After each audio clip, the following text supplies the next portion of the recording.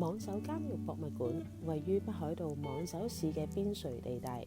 係日本史上最苛刻、最北端嘅監獄遺址之一，保留咗完整明治時代嘅木造建築群，今日成為國家指定文化財產景點。呢度唔單止見證咗北海道開拓嘅血淚史，更加充滿傳奇越獄故事同無名英雄嘅犧牲。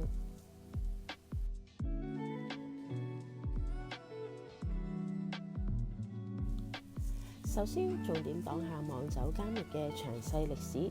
1890年明治23年，日本政府為咗開發北海道東部荒野，將重犯喺川澳監獄調離網走。當時呢度只係一個人口約600人嘅偏遠小漁村，連基本道路都冇。囚犯要喺零下30度嘅極寒天氣裏面開鑿鐵路、伐木建路、開墾農田，貢獻咗東北海道嘅基礎建設，例如網走湖邊周邊嘅道路同埋鐵路。但係環境惡劣到極點，食物亦都經常短缺，勞動強度驚人，超過200人死於疾病、饑餓同埋意外，人稱地獄監獄。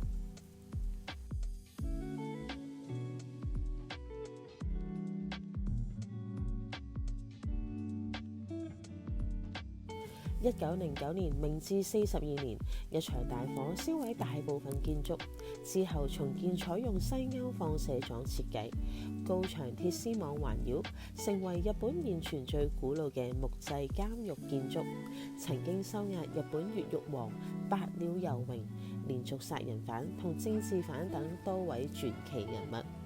直至1973年，昭和48年遷移到現代化網走刑務所，先至結束咗83年嘅黑暗歷史。呢個監獄唔只係懲罰場所，更象徵北海道開拓時期嘅勞動精神同人性掙扎。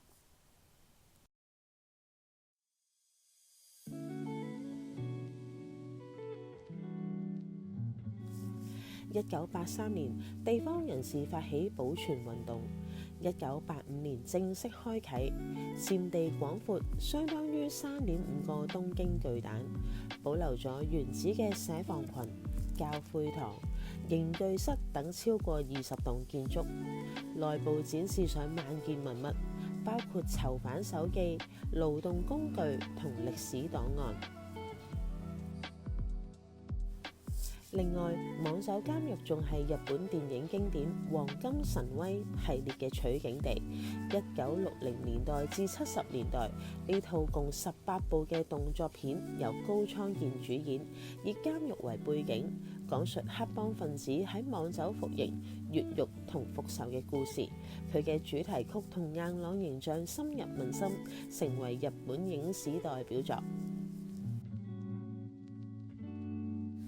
網走監獄博物館係一部活生生嘅開拓史教科書，嚟呢度你會深刻明白勞動、自由同人性嘅真諦。